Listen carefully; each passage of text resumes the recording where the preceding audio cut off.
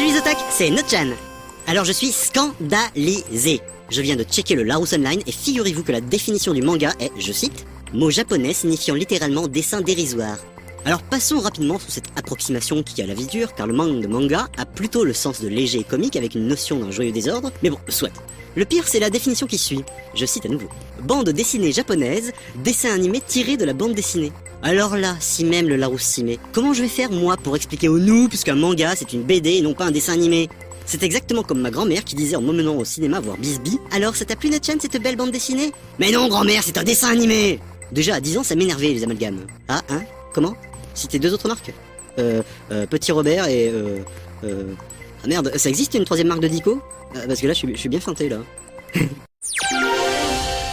On ne parle que des futures élections en ce moment. Mais moi, je sais déjà pour qui je vais voter, hein. Je vais voter Cthulhu, bien sûr. C'est son slogan, la force profonde qui m'a convaincu. Puisqu'on parle du mythe, le film The Whisperer in Darkness, celui qui chuchotait dans les ténèbres en français, est enfin sorti en DVD. Il s'agit d'un long métrage en noir et blanc réalisé par des fans à la manière des films d'horreur des années 30. Et c'est génial.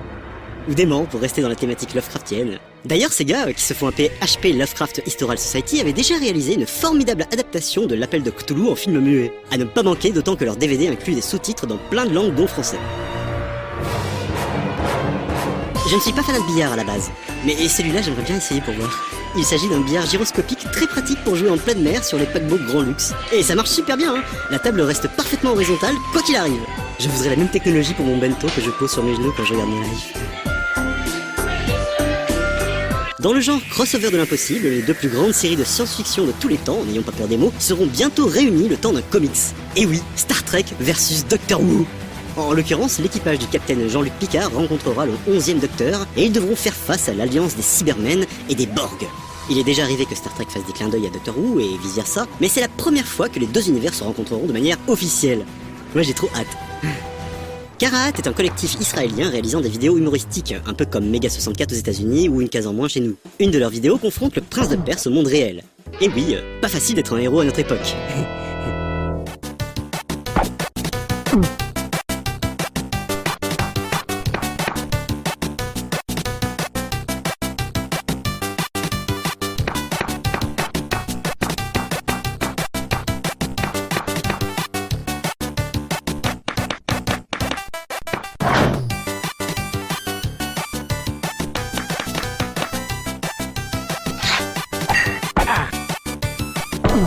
Allez, à la semaine prochaine les otaques.